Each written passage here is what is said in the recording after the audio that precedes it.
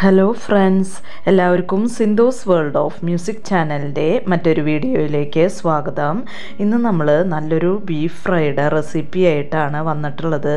അപ്പോൾ വളരെ ടേസ്റ്റി ആയിട്ടുള്ള ഒരു ബീഫ് ഫ്രൈ ആണ് ഇത്. അപ്പോൾ നിങ്ങൾ എന്തായാലും ഇത് ഒന്ന് ട്രൈ ചെയ്ത് നോക്കണം, എന്നിട്ട് ഫീഡ്ബാക്കൊക്കെ അറിയിക്കണം.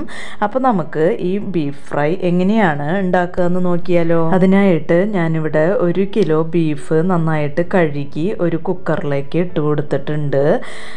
ഇതിലേക്ക് പാകത്തിന് ഉപ്പ് ചേർത്ത് കൊടുക്കുക. പിന്നെ ഒരു 1/4 ടീസ്പൂൺ മഞ്ഞൾപ്പൊടി ഇട്ട് കൊടുക്കുന്നുണ്ട്. പിന്നെ ഒരു 1.5 ടീസ്പൂൺ കാശ്മീരി ചില്ലി പൗഡർ ഇട്ട് കൊടുക്കുന്നുണ്ട്. ഇത് എരിവില്ലാത്ത മുളക് പൊടിയാണ്. പിന്നെ എരിവുള്ള മുളക് പൊടി ഒരു 3/4 ടീസ്പൂൺ ഇട്ട് കൊടുക്കുന്നുണ്ട്.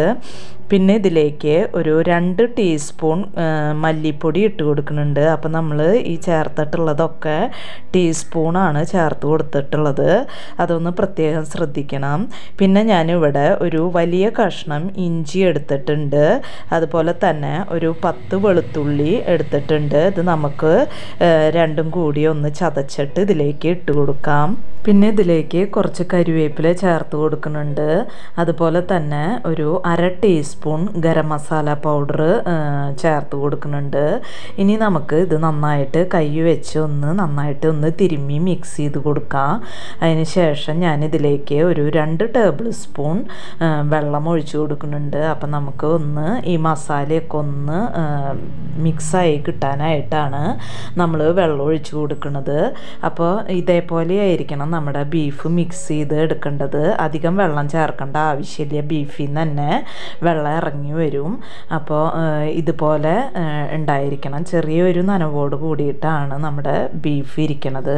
അപ്പോൾ അധികം ഞാൻ വെള്ളം ചേർത്ത് കൊടുത്തിട്ടില്ല, ഒരു 2 ടേബിൾ സ്പൂണാണ് ചേർത്ത് കൊടുത്തിട്ടുള്ളത്. ഇനി നമുക്ക് കുക്കർ മൂടി വെച്ചിട്ട് ഹൈ ഫ്ലെയിമിൽ ഒരു വിസിലടിക്കുക. അതിന് ശേഷം മീഡിയം ഫ്ലെയിമിൽ ഒരു 3 വിസിൽ അടിച്ചെടുക്കണം. എന്നിട്ട് പ്രഷറൊക്കെ പോയതിന് ശേഷം നമുക്ക് തുറന്ന് നോക്കാം. അപ്പോൾ ഓരോ ബീഫിൻ്റെയും സ്റ്റൗവിൻ്റെയും അനുസരിച്ച് വ്യത്യാസം ഉണ്ടായിരിക്കും. ഇപ്പോൾ വിസിൽ വന്ന് സ്റ്റീമൊക്കെ പോയിട്ടുണ്ട് കുക്കറിലത്തെ. നമുക്ക് തുറന്ന് നോക്കാം. ഇപ്പോൾ ബീഫ് ഇവിടെ നന്നായി വെന്ത് വന്നിട്ടുണ്ട്. ഇതിൽ കുറേശ്ശെ വെള്ളമൊക്കെ ഇറങ്ങി വന്നിട്ടുണ്ട്.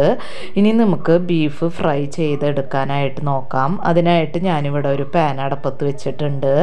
അതിലേക്ക് ഒരു 3 ടേബിൾ സ്പൂൺ വെളിച്ചെണ്ണ ഒഴിച്ചു കൊടുത്തിട്ടുണ്ട്. അപ്പോൾ വെളിച്ചെണ്ണയാണ് കൂടുതൽ ടേസ്റ്റ് ഉണ്ടാവുക. അപ്പോൾ വെളിച്ചെണ്ണ തന്നെ ഒഴിച്ചു കൊടുക്കാനായിട്ട് നോക്കുക. ഇനി ഇതിലേക്ക് ഞാൻ കുറച്ച് കരിവേപ്പില ഇട്ട് കൊടുത്തിട്ടുണ്ട്. പിന്നെ ഒരു വലിയ സവാള കനം കുറച്ച് കട്ട് ചെയ്തത് ഇട്ട് കൊടുത്തിട്ടുണ്ട്. നന്നായിട്ട് മിക്സ് ചെയ്ത് കൊടുക്കുക. ഇനി ഇതിലേക്ക് ഒരു 4 പച്ചമുളക് കട്ട് ചെയ്തത് ഇട്ട് കൊടുക്കുന്നുണ്ട്. പിന്നെ ഇതിലേക്ക് ഒരു 6 വെളുത്തുള്ളി നീളനെ കട്ട് ചെയ്തത് ഇട്ട് കൊടുക്കുന്നുണ്ട്. നന്നായിട്ട് മിക്സ് ചെയ്ത് കൊടുക്കുക. ഇനി ഇതിലേക്ക് സവാളയിലേക്ക് ആവശ്യമുള്ള കുറച്ച് ഉപ്പ് ചേർത്ത് കൊടുക്കുന്നുണ്ട്. ഇനി സവാള വഴണ്ട് വരട്ടെ. നന്നായി മൊരിയേണ്ട ആവശ്യമില്ല, നന്നായിട്ട് വാടി വരട്ടെ. അതുവരെയ്ക്ക് നമുക്കിതൊന്ന് മിക്സ് ചെയ്ത് കൊടുക്കാം. ഇപ്പോൾ സവാള ഇവിടെ വഴണ്ട് വന്നിട്ടുണ്ട്. ഇത് മതി. ഇനി ഞാൻ ഇതിലേക്ക് നമ്മൾ വേവിച്ച് വെച്ചിട്ടുള്ള ബീഫ് ചേർത്ത് കൊടുക്കുന്നുണ്ട്. അപ്പോൾ ഈ സമയത്ത് നമ്മൾ മീഡിയം ഫ്ലെയിമിൽ നിന്ന് തീ ഹൈ ഫ്ലെയിമിലേക്ക് ആക്കി കൊടുക്കുക. നന്നായിട്ട് മിക്സ് ചെയ്ത് കൊടുത്ത് ഈ ബീഫിലുള്ള വെള്ളം നന്നായിട്ട് വറ്റിച്ചെടുക്കാം. അതുവരെ ഹൈ ഫ്ലെയിമിൽ നമുക്കിതൊന്ന് മിക്സ് ചെയ്തെടുക്കാം.